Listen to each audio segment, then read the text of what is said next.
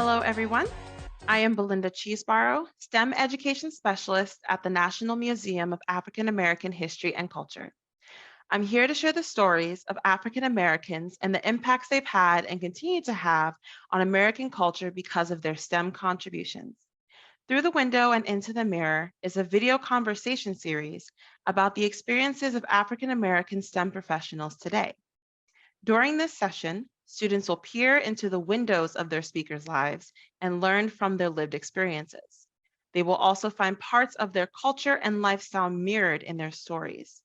To everyone listening, it is our hope that you leave here with information, inspiration, and plans for action as you take your first steps towards having careers in STEM. Now, let's meet our speaker. Javon Ford is a cosmetic chemist and science communicator who's been working in the industry for the past 6 years. He holds a Bachelor of Science in chemistry from Howard University and currently works out of Los Angeles with beauty brands to create innovative products for market. Welcome, Javon. Hi. We're so glad to have you here. I'm so excited to speak with you today while engaging the teachers, students, and family of students watching this interview. Now, let's move on to our first question. So please tell us about yourself, about what you do, and anything else you think is important for us to know. All right. So as you mentioned, I'm a cosmetic chemist and content creator. I mainly focus on skincare now, but I have experience with skincare, hair care, and color cosmetics, which is regular makeup, as well as nail polish once upon a time.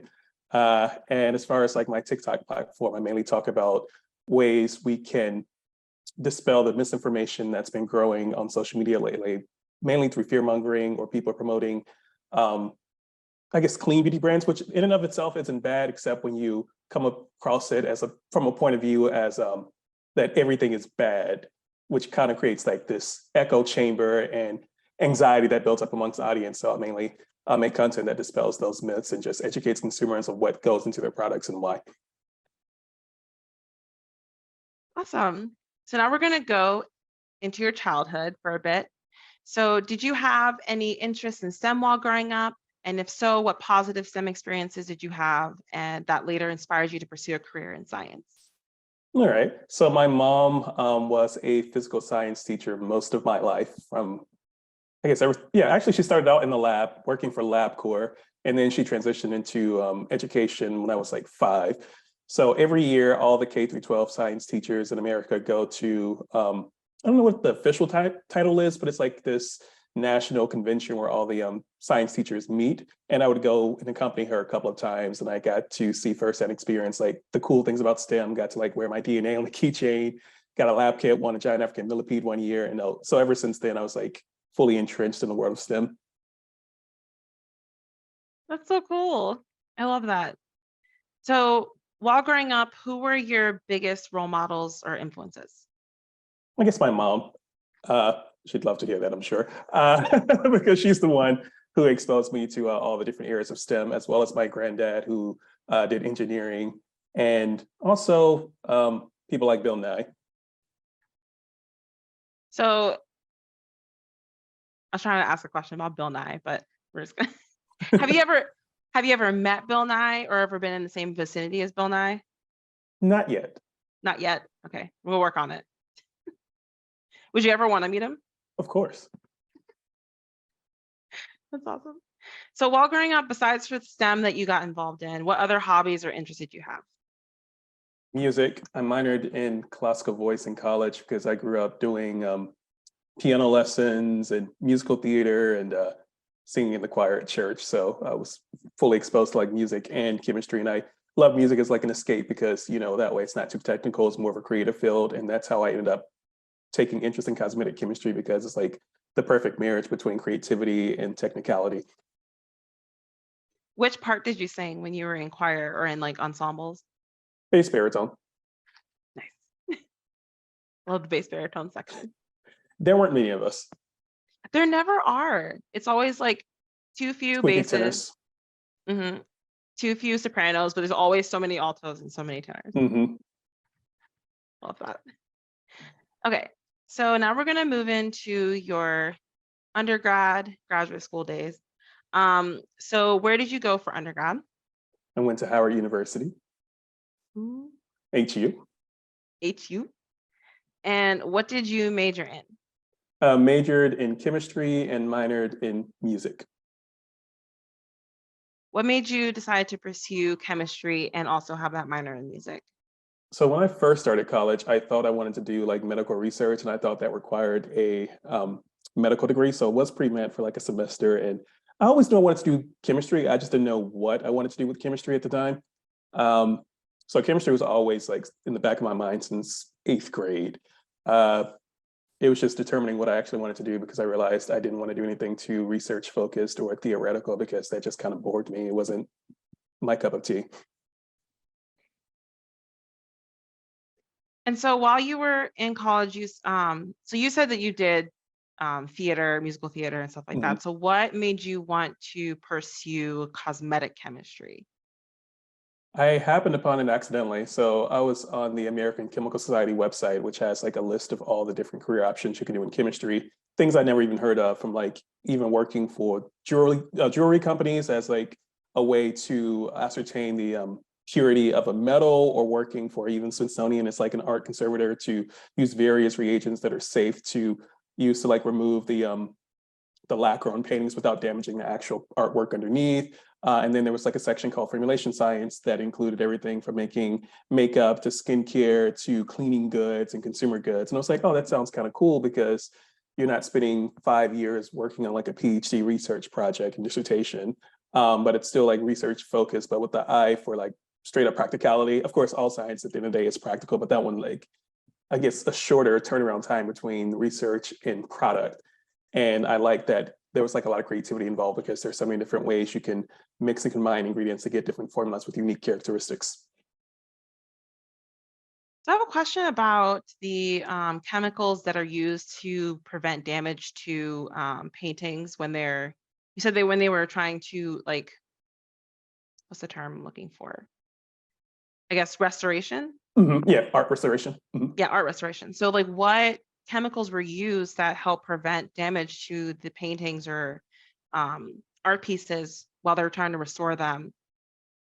I'm not sure the exact ones, but I know there's Okay. like very few solvents that you can use because like one of the main organic ones, like Lacroix and acetone, of course, will just wreck the painting entirely. So they have to be very careful in order to just remove the lacquer, but not the painting underneath. And it also makes a difference in like what pigments they used. And most artwork uses pigments that are pretty inert, like iron oxides that we also use in cosmetics, just a purified version.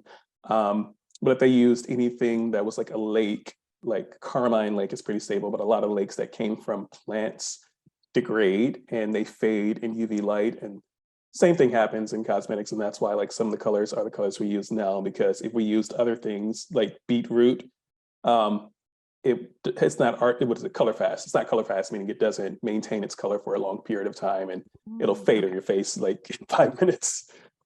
Okay. That makes sense. So while you were in undergrad, what did you have any opportunities that possibly helped towards the career that you have right now? Yes, I did a few internships, which made me realize what I didn't want to do for a career. So my first internship in chemistry was working in quality control for a pharmaceutical company. So quality control's job is to, and assurance, quality assurance is to make sure like the whatever production batch you're creating is consistent batch to batch. So there's very minimal variation. And in this case, it was like IV drugs. You want to make sure it's consistent and safe because it's going inside of people's bodies. And it sounds really cool, but then when you do it, it becomes like very mundane and routine. And I don't like mundane and routine. So I realized like, okay, analytical chemistry is cool, but not for me. And then my second internship was like a research opportunity at UC Davis in like atmospheric chemistry, basically using a laser to ionize carbon monoxide to look at the emission spectrum. Sounds cool, got to play with lasers, but I'm like, okay, this is very theoretical. And it was like more physical chemistry. And I realized like, okay, I don't want to do a PhD. So mainly through a process of elimination, I realized like, okay, I want to try option C that I haven't even tried yet, which is formulation chemistry. So what about formulation chemistry interested you since they said that was the last option? Why was Mhm. it even an option? I guess it was an option because I knew I didn't hate it because I haven't tried it yet. So it was like a leap of faith thing. Okay. So I was like, if I don't like it, I can try something else. But it was that mainly because I had it sounded good in theory, but they all sounded good in theory until you actually do it and you realize like it's not for you.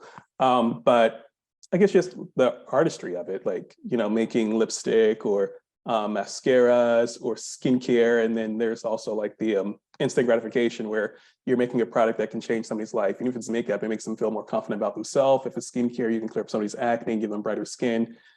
It's more fulfilling to me that way. But getting a job in that industry was really hard because all the companies like L'Oreal and Estee Lauder wanted 3 years entry level experience, and those internships they existed, but it's pretty much something they hire internally. Where yeah, it's out there, but like nobody on the outside really gets in. Yeah, you have to try to find someone to help you get your foot in the door. Mm-hmm. Making connections is great, but also annoying because you have to try to make the connection. Yes. So moving on to your career, what is a cosmetic chemist? Now, I know you touched on it a bit when you were talking about the different fields you were looking into with chemistry, but succinctly, what is a cosmetic chemist? Okay, so first I'll define what cosmetics are. So a cosmetic chemist simply is like a chemist that creates or formulates cosmetics, but cosmetic is an umbrella term for legally in FDA is described as like anything meant for like the beautification, purification, cleansing of the body that's not a drug, even though cosmetic chemists also make drugs, but topical drugs. So like sunscreen is technically considered a drug and not a cosmetic because it can prevent cancer. Okay. But every country has its own definition, but like that's the broad spectrum what cosmetic is. Anything you're applying topically to your body, even if it's personal care, it's considered a cosmetic with some exceptions. Like period care products, I don't think fall under the cosmetic umbrella, but they're cosmetic adjacent when you have like cleansers in that area that's considered a cosmetic. Okay, that's really cool. So what do you do in a typical work week? Okay. So most of my career, I worked for what's called a contract manufacturer. So most brands don't actually make or formulate their own products in-house. They outsource it because it's so expensive to do that and so many like overheads. So they, you know, use a contract manufacturer. And so basically a day-to-day thing would be, let's say somebody wants a cleanser. Then they would provide what's called a benchmark as a reference. So it's like some product on the market that they like the feel or texture or smell of, or multiple benchmarks. And then like a brief detailing like what they want. Here's the price point. We can't go above this price to make sure we're within their 80 to 90% margin. It's usually the margins for cost of goods and cosmetics. And then we just start formulating, and then it's more of like a very involved creative process, collaborative process. So we do different drafts, we submit that, get feedback, go back and forth. Sometimes they approve the first draft, sometimes they approve the 20th draft. It just depends on the brand and how much time they have. And then after a draft is approved, then we start stability testing, which includes the standard stability testing is like 1 month at accelerated temperatures, usually 45 or 50 degrees Celsius, because the idea is that if a cosmetic at room temperature can survive 1 month at elevated temperatures, it can survive a year at room temperature. That's the usual idea. But we also test at room temperature. We freeze it to make sure like if it freezes in shipment during like winter months and it thaws, it does not separate. So there are like several parameters we do. We also do what's called compatibility testing, where we test to see how well it is stable in its actual component, the final packaging. And then there's other testing that we outsource to analytical chemists like I guess like, yeah, repeat insole patch testing, which we see to make sure a product is safe and, you know, hypoallergenic, or that's how you get the dermatology approved label. And then there's like ocular irritation testing, making sure it's like eye safe. And that's how you get optometrist approved on the label, like so many different testings. Okay. So I have a question about when a new product is ready for when they have a new idea for a product and they want to do the testing and everything, how many cosmetic chemists or like scientists are working on doing all the testing for this product before it goes to production? Okay, so ideally from the formulation side, one chemist is working on that formula the entire time. Like each chemist has their own formulas assigned to them. Occasionally, like if a revision comes in and the chemist is already working on a different formula, another chemist might take over that formula and like improve upon it. But in general, it's like the same chemist following that formula throughout the process, and that same chemist does stability testing. And then for the specific testing, like the HRPT, and then there's also, I forgot to mention, micro testing to make sure the preservative system doesn't mold, because if you're buying a product at a store, it should be shelf stable because you don't know how long it's been sitting in that warehouse before you even open it up. So we got to make sure that the product, you know, preservative system does not fail before you pick it up. And that has happened few times I can name, not one Oh, of my wow. products, no, but like in general on the in general on the You're a market. professional. Yes, but this is mainly an issue with like the clean products when they're using like the alternative preservatives that aren't parabens and or formaldehyde releasers where the system does fail and they have like a shorter shelf life because of that. But that's something, you know, a micro lab will make sure. So that's, you have a micro testing, you have the analytical chemist, you have the formulation chemist. So that's three different chemists working on different testing aspects of the product to make sure it's safe and stable and, you know, palatable for the end consumer. That's really cool. So what are the most challenging aspects of your job? Hmm. Making sure the formula is effective while still satisfying like the brand's branding, because oftentimes what a brand wants isn't going to produce like the most scientifically sound formula. Like I worked on a clean beauty brand once upon a time, famous person, very problematic person, but you know, and they wanted like enzymes in it. They wanted various AHAs, which are alpha hydroxy acids. They help exfoliate the skin. They wanted physical exfoliants. Usually you don't want that much exfoliation in a product because that just becomes overkill. You can compromise your skin barrier by cleansing it too much. But, you know, as a chemist working for a manufacturer who's trying to appease the brand, you can't just come out and say like, hey, this is going to damage the skin. So you have to like try to give them what they want without it being a bad product, because a brand can want like a great product, but their idea of great and your idea of great is different. So you got to like try to work around it to make sure you're giving the brand what they're looking for while still making sure it's a good quality product that consumers won't get irritated using. So what are the most fun aspects of your job? The creativity, playing around with different products, being able to go into Sephora and be like, oh, I made that, that gratification, or and also, you know, again, just the idea that you're changing people's lives by giving them, you know, confidence boost. So earlier you mentioned your TikToks. You're a TikToker, a content Yes. creator as the official name. So what inspires you to start a TikTok about, you talk about different topics like makeup, skincare, and hair care products. So what inspired you to start So I making only TikTok? created a TikTok completely unrelated to cosmetics. I also like to do screenwriting on the side. And that was one of the other reasons I moved to LA. And so at the time I was working on a concept trailer for a TV pilot I was working on about like, because I feel like there aren't enough Black fantasy characters or Black fantasies in general that don't harp on, you know, trauma and racism. So I was like, Mhm. okay, let's try to change that. So I created a concept trailer, but I needed to raise $10,000 for that. So I created a Kickstarter. I didn't know at the time, though, in order to promote a Kickstarter, you should start campaigning like months in advance before it even goes live. Oh, So I started the day it went live, and a coworker was like, "Oh, just make a TikTok to promote your campaign." So I made one video on the campaign, and the second video, I randomly decided to make a video on like hyaluronic acid and how even if a brand advertises it's 100%, it's rarely above like 2% concentration. So just go with whichever hyaluronic acid product you can afford. And so I posted that video on a whim and woke up to like 100,000 views and 10,000 followers. And I was like, where y'all come from? So from there, I just kept posting, and then people started tagging me in things that were very, I guess, damaging to the community as a whole. Like, oh, your shampoo is going to give you cancer. It had people throwing out hundreds of dollars worth of shampoo and makeup, thinking it's going to damage their skin or give them cancer or affect their like reproductive organs, and it's a mess. And it's like, okay, that's what kept me on TikTok. so what are I should say actually, what ingredient has the biggest, baddest rep for no reason? And let's pick a type of product. Let's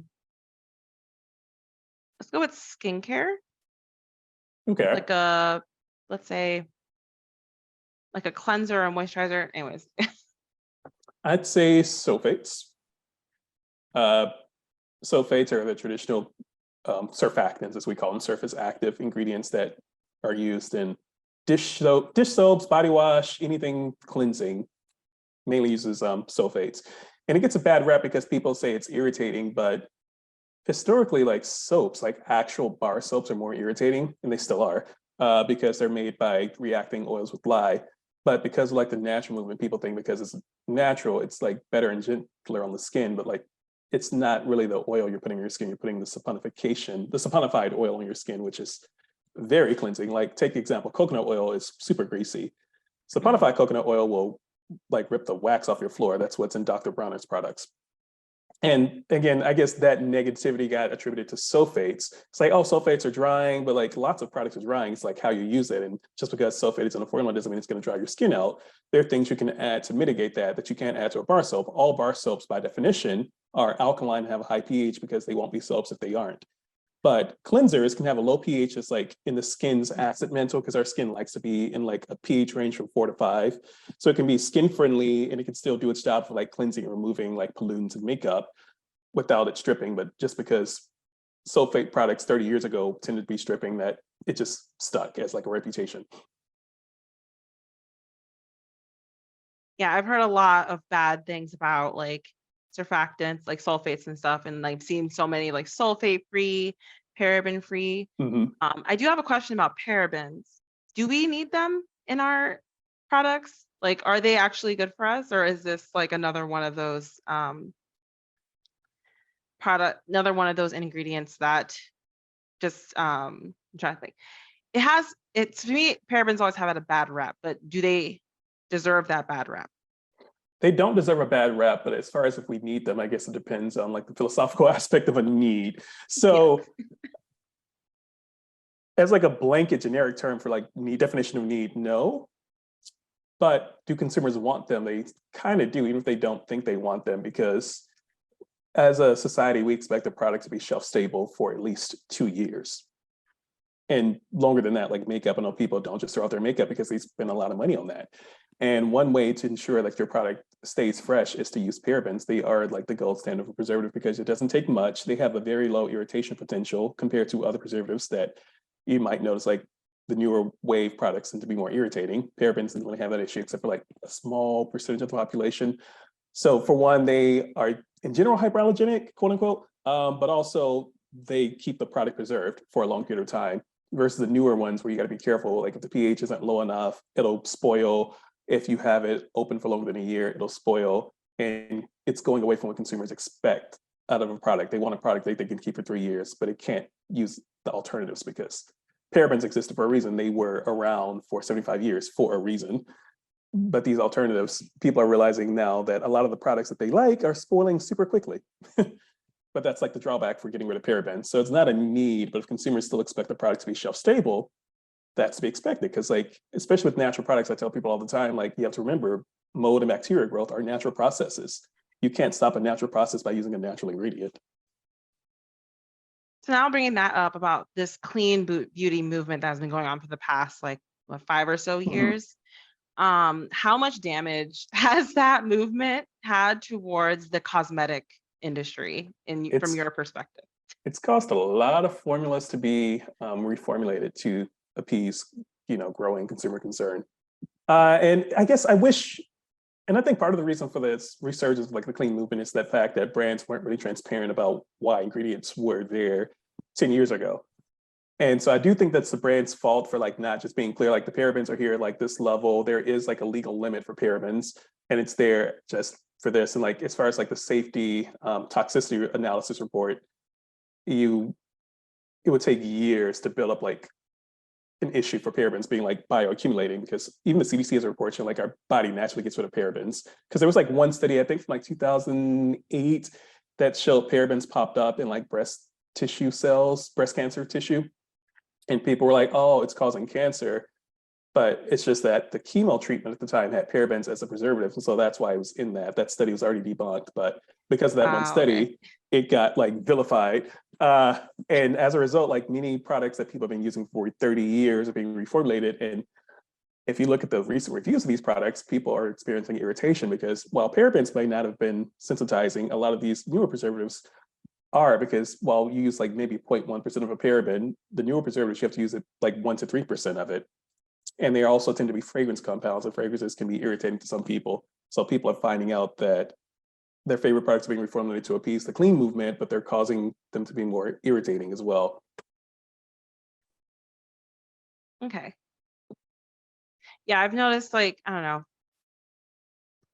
with the clean, like I've seen like going to the store, you just see a lot of products going around and just says like paraben free, sulfate free, clean beauty, lots of clean beauty products. And they look nice. They look like they would do good for the skin, but as you pointed out, they're more sensitizing for some people. Hmm. Especially like the natural plant extracts. Like they're nice, plants are nice, but plants have proteins and proteins are allergens. Hmm. That's a very good point. So don't be putting just essential oils directly on your skin. Yes, Use carrier oils. exactly. That's a very good point. So now moving on to another question. Do you see yourself starting a makeup slash skincare company or hair care company in the future? Mm. So when I first graduated, the only job I could get was as like a chemical engineer for a nuclear site, working for the DOE, Department of Energy. Oh my God. And because I didn't have the 3 years entry level experience to do cosmetics, but I can work on a nuclear site apparently without any prior experience. So go figure. So in my free time, I created my own company just to get that experience before moving out to LA. And I did not know anything about marketing at the time. So like the business, I eventually broke even, but it was like a long, arduous process and it wasn't fun. I didn't like that aspect of like growing a business, branding it, then going out to promote it, going to trade shows. It was like a lot of work. And so like fast forward to now where I know a lot more about the industry, I'm still just like on the fence because branding is hard because at the end of the day, most cosmetics do the same thing. There are very few innovative cosmetics on the market, and even the innovative ones, you have to market it a certain way where it sounds innovative. Like you can find 10 cleansers that do the same thing. You can find 20 mascaras that do the same thing. Like the real innovation is in the branding, making yourself stand out in a sea of sameness.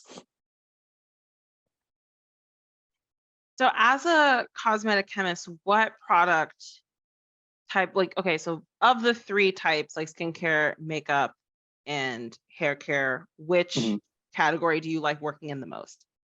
I don't have a favorite. I get bored working in one and then I jump around. That's why I have experience working in all three, because most cosmetic chemists usually specialize in one field and they'll get pigeonholed in that because they usually stay at the same job, or if they go to a different job, they don't have the opportunity to like expand into the different areas. But I've job top enough to like get experience in all of them. So I just go back and forth now. Okay. So now moving on to your life outside of your career. You've told us that your role models were as a child were your mom and your I forget which grandparent My you granddad. said, your granddad, and also Bill Nye. Do you still look to those role models now? Or do you have new role models?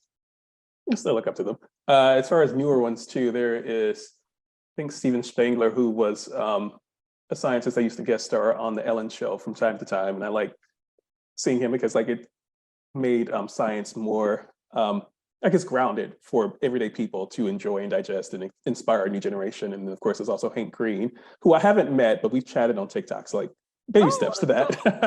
that. But stuff like that. And I love like I guess meeting with other science communicators because again, growing up, I wasn't really exposed to many scientists, especially Black scientists. And one of the things I love about TikTok, like it wasn't me, but my mom was at Ulta like last month and she was shopping and asking like, I guess the store clerk about their opinion, like some mascara. And then behind her in line, there was some people talking about TikTok and she asked if they knew who I was, Javon. And then the sales clerk cut her off and he was like, oh, you're Javon Ford's mama. Oh, why don't you ask him? Like, well, we love what he's doing for the Black community by inspiring people. And so Oh, that's nice to see because again, I never realized that going into TikTok that yeah, I didn't have any like cosmetic chemist role models at all, especially like Black ones, Black STEM people. So as but yeah, unlike the people who inspire me, I'm happy that I can help inspire people as well by just being on TikTok and just being like present. I was gonna say I've never heard of a cosmetic chemist until I came across your TikToks. Oh, So you're literally the first person that I've met that does cosmetic chemistry. oh, Yeah, so there you're aren't many of awesome. us. Yeah. So actually going back to TikToks, because I forgot to ask this question earlier, but like what I guess like a treasured memory you have from like interacting with people on TikTok regarding all of the things that you've talked about through your TikToks in talking about like ingredients and makeup and skincare and hair care. I guess the most inspiring thing would be again just people being amazed that there's like a Black scientist that it's I guess in the public eye. Uh, because most of the comments I get, like the supportive ones, are like, "Oh yes, we love to see Black people in STEM."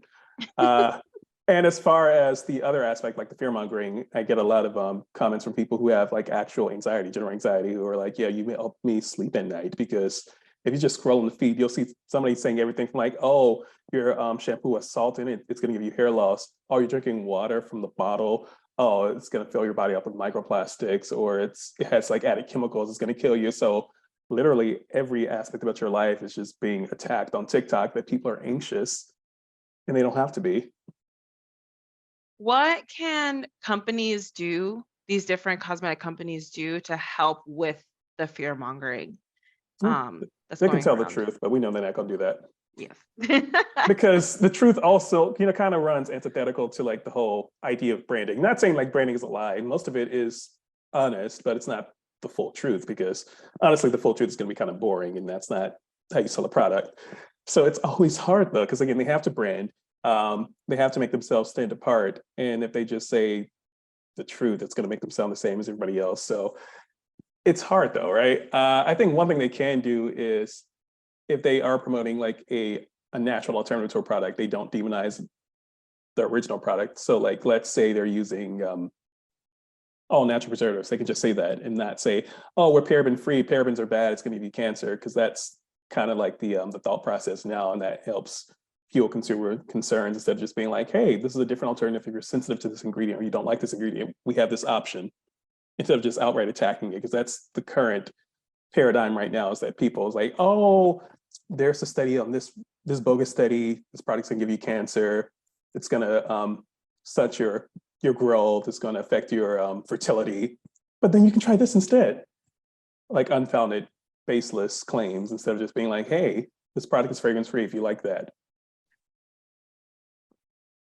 Exactly. That makes sense. I just thought of a question.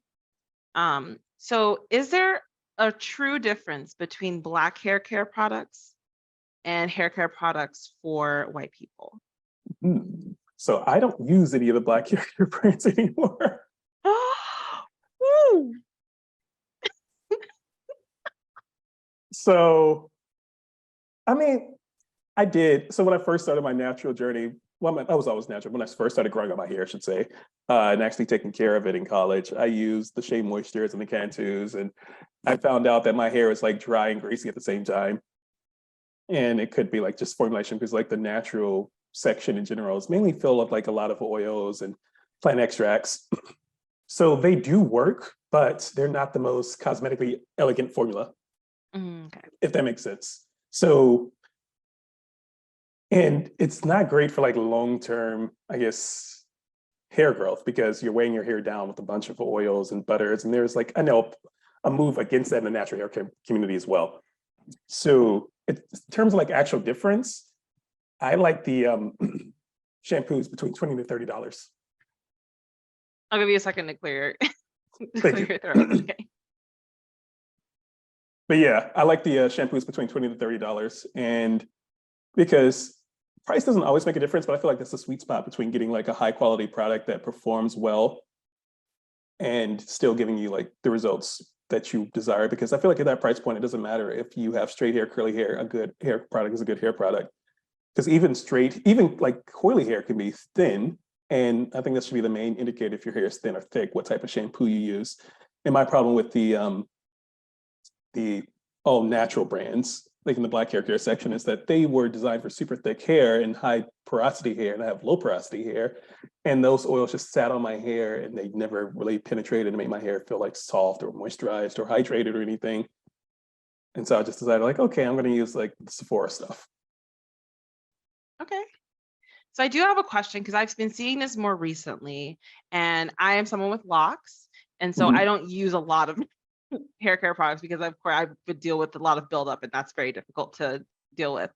But I've been seeing people moving away from oils in the natural hair care community, and I find that very interesting. Do you think that's founded in anything? Because I've seen a lot of people just be like, no more oils, stop using oils on your hair. But I find that oils are very useful, especially with locks, because it helps to trap in some of the water moisture that I put into my hair as well. So Mhm. I just want to hear your thoughts about that.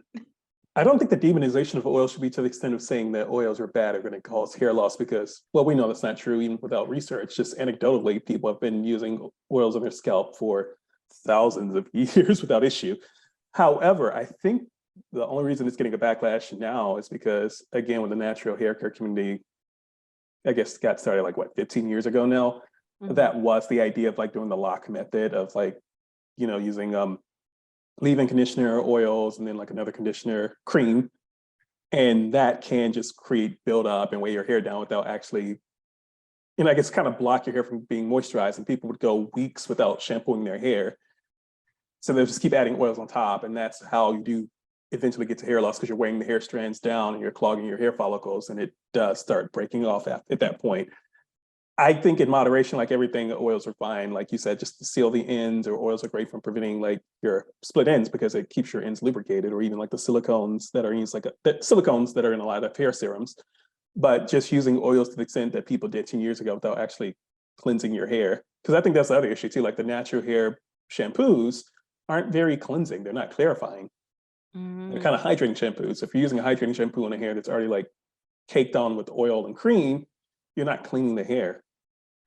And so it just creates like an endless cycle of buildup. Okay, that makes a lot of sense. Because I know So with make sure. locks, oh, go ahead.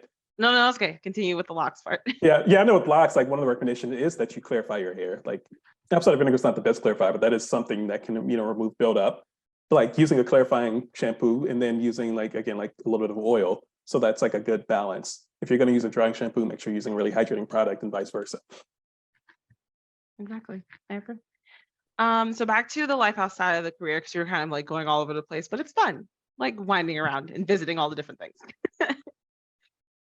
Do you still partake in the same hobbies you did as a child or as growing up, or do you have different hobbies now? The same. I'm a creature of habit. And I had enough hobbies where I just bounce around from the different one. Oh yeah, I also did orchestra for 8 years, but I don't do that now because I don't own a violin or viola. You did orchestra? I did orchestra, yeah. Oh, that's so cool. I guess you are like a musical theater kid, so that kind of makes sense that I you did did everything. orchestra. Yes. I tried to do band too, but the band director was like, we need you to take the band class. I'm like, but you need a trumpet player. I can come after school and do it because I was already doing choir and orchestra and I didn't have space for like a third elective like that. And so I ended up not doing band, but I wanted to. I was going to do everything. Wait, so how many different instruments can you play? 4. Or could you play at the time? Violin, viola, piano, and trumpet. Oh, wow. That's really cool. Which of those is your favorite to play? I guess now piano, I have a piano in the background. I don't know if you can see because my screen Oh, is I can blurred, see it. but Yeah. See the blurry outline of the piano. For the piano, which piece is like your go-to piece when you're just kind of like messing around on the piano? Ooh. Someday from Hunchback of Notre Dame, which is not a Ooh. song people are familiar with, and most people have not even seen that movie because it's like one of the lesser known Disney movies. I mean, people know about it, but I didn't watch the movie growing up. But I had like my mom had this giant book of Disney songs, and I just started playing that, sight reading it, and I like the melody of that. So anytime I'm bored or just need to like warm up, I'll play that melody. That's really cool. Okay. Let's see. So we're at the end. It feels like this conversation just moved quickly, but it is what it is. This is how it goes. So I have a final 2 questions for you. So the first one is, what does Black/African American representation in STEM mean to you? It means,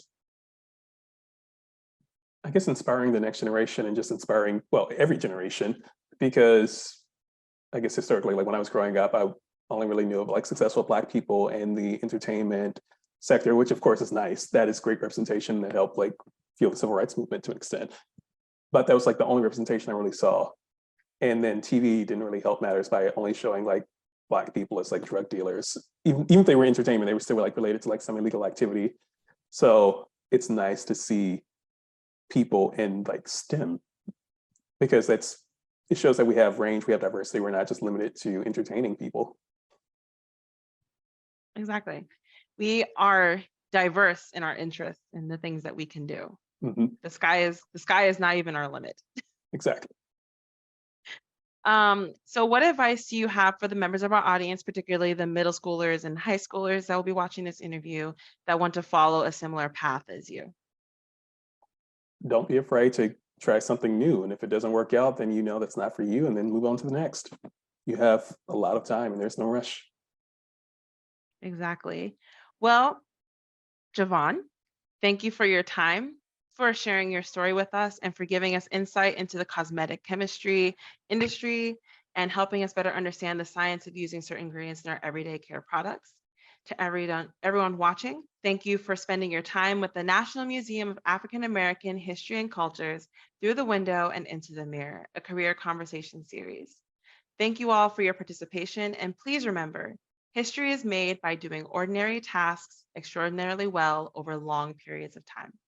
Before you sign off, please take time to complete an evaluation form for this interview session. The link is now being posted in the chat. So please take a couple minutes to fill it out. Thank you very much. Stay safe and have a great rest of your day. Goodbye, everybody.